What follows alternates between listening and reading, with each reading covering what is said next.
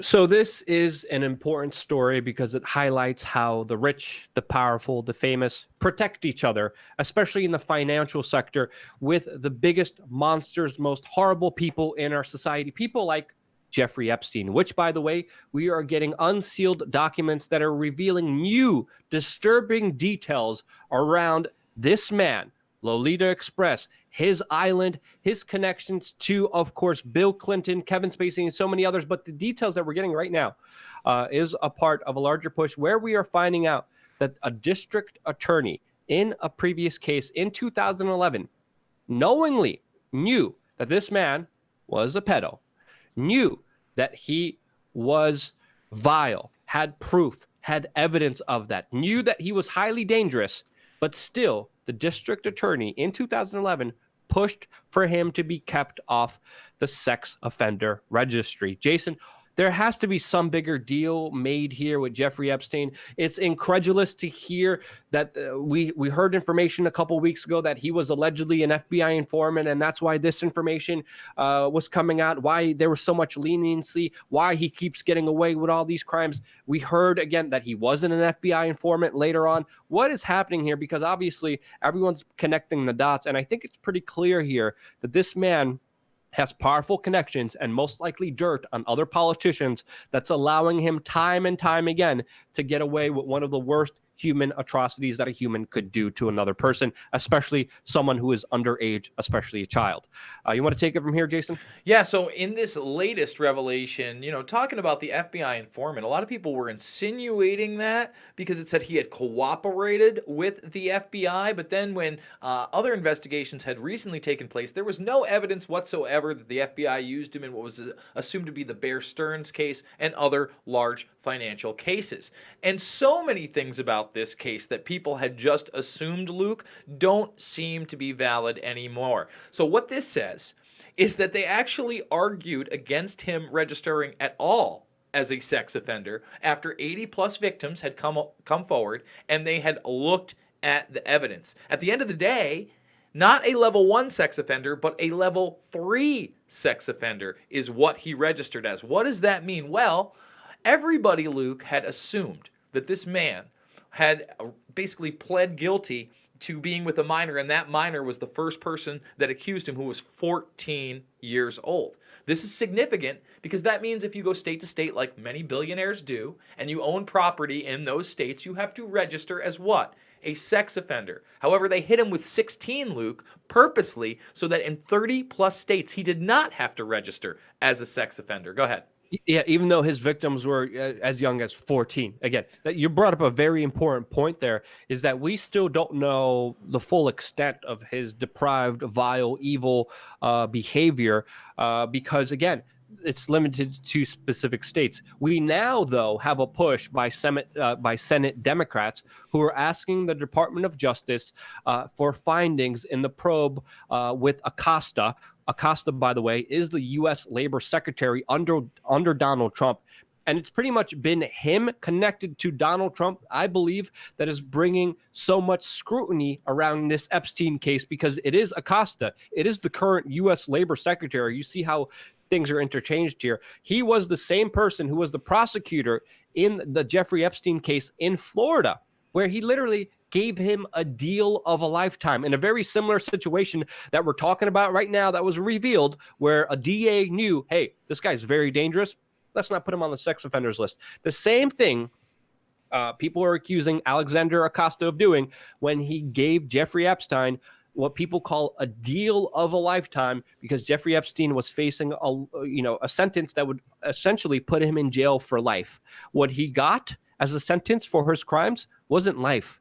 His sentence was literally 1 year in jail with work release, where he was able to leave every day for work and come back and just sleep in a jail for 1 year. That's what he did. That's the only justice he has faced for the huge, vast, documented numbers of crimes that he committed, which, of course, again, I mean, this is a powerfully connected guy. He had Trump in his black book. He had Bill Clinton in his black book. Didn't Bill Clinton ditch the Secret Service to get on this man's private jet, to get on his private island where God knows what he was up to, with, of course, no legal recourse in those instances to actually get any justice here? Holy cow, Jason. This is only the beginning, I think, of something way bigger and way worse than we could even imagine. Well, you mentioned former presidents, actors. Prince Andrew is amongst people that not only flew on Epstein's plane, but took pictures with him, just like Trump. And I know a lot of the Trump trainers out there get upset when I mention his name, but I give him credit where credit is due. If you read Filthy Rich by James Patterson, he says that Trump basically broke off his relationship with Epstein after one of these young girls was procured at his Mar-a-Lago estate from one of his rich members. Now, with this new stuff, when you're talking about Acosta having to answer for this, I'm so glad you brought up what kind of jail time Epstein should have been facing. Now, this woman right here, Catherine Clark, last week, or maybe almost 2 weeks ago now, confronted Acosta about this. And she said, hey, Jeffrey Epstein, looking at a minimum with these charges of 360 years. Let me repeat that. A minimum of 360 years. When Acosta finally tried to fire back, Luke, and said something, he said that he had presented the evidence to a grand jury. He's never discussed this before. And when he presented the evidence to a grand jury wasn't going to prosecute. So the deal, he made it sound like the deal he made was the best thing since breakfast for this guy. Meanwhile, you also have guys like Dershowitz, who has been implicated in a lot of this and is Epstein's lawyer to this day, writing pieces about not only how he's innocent, but the Miami Herald, who's put a lot of great information out this year, is up for a Pulitzer Prize, and he attacks them as well. No, it's important to note here, a lawyer for Trump is saying that the U.S. president never was aware of any wrongdoings by Epstein, but there was a very weird comment by Trump saying that Epstein likes women like he does. Can you pull that up just for the record? I don't know if you could find it. I'm trying to find it as you were talking. If you can't find it, that's fine. But the bigger thing here that needs to be understood is that also Trump worked with lawyers that were going against Jeffrey Epstein, and there's a lawyer in the recent case that was happening in Florida that came out and said that it was actually Donald Trump that helped his case and actually complied more than anyone else that was contacted. There's a lot of other individuals, including people connected to the UK royalty, who are, of course, not saying anything about this. Very little mainstream media mentioned up until the point where, of course, they could have pinpointed Trump's labor secretary, Acosta. And Acosta does deserve to have some scrutiny here because he ultimately let a monster off. Why did he let him off? How did he let him off? What's the bigger political play here? What's the bigger deal made here? We need to know.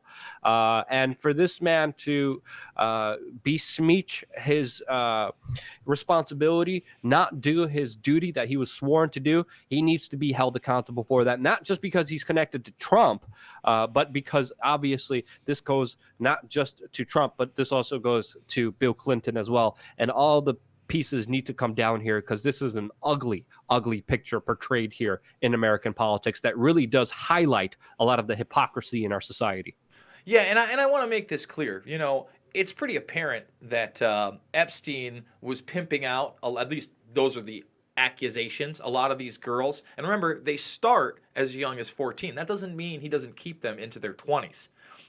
Some of these girls were overage at the time. Now, I'm going to read this quote very carefully, the one that Luke was referring to. Now, aside from calling him a terrific guy, he said, "It is even said that he likes beautiful women as much as I do, as many of them are on the younger side." That's a 2002 New York Magazine interview with Trump. They were clearly associated. And again, it eventually broke off, and he even spoke to the lawyer who successfully sued Epstein, and he was one of the very few people. I mean, people like Tommy Mottola, record executives were in these books. And that was just the one book that was released. Remember, only released because a butler of Epstein snuck it out, did more time in jail for Epstein for sneaking out that little black book. The lawyer who beat him said there were many black books. That just happened to be the one to do with California. And of course, that butler is no longer with us. He did not survive long after getting out of prison. Folks, I really hope that you guys follow up on this because this is a big story, Luke. I just want to comment on the butler. The butler did more time exposing the crime, releasing the black book, and trying to sell it later than Epstein and his case, which time and time again proves illogical inconsistencies that are illegal. And, as Snowden said before, when exposing a crime is treated as committing a crime, you're being ruled by criminals. That's an important notice that I think people need to understand in this wider case. Anything else you want to say about this specific story, Jason? No, I just want people to understand that this transcends left or right politics, Republican or Democrat, conservative or liberal. Both sides of the aisle are complicit in covering this up. And I can only hope through diligence and real journalism like the Miami Herald has done that not only do these crimes come to light, but that people are actually prosecuted and properly punished for these just demonic acts against children. That being said, folks, we are doing 1, 2, 3, 4 videos a day here at We Are Change, 3 on the backup at Pulse Change, 1 on the regular channel. If you're not subscribed, please, please, please subscribe. Smash that bell, ring that bell, let that bell be heard so you get the notifications or you won't know when these videos come out. But most importantly, folks, get out there and be the change you want to see in the world.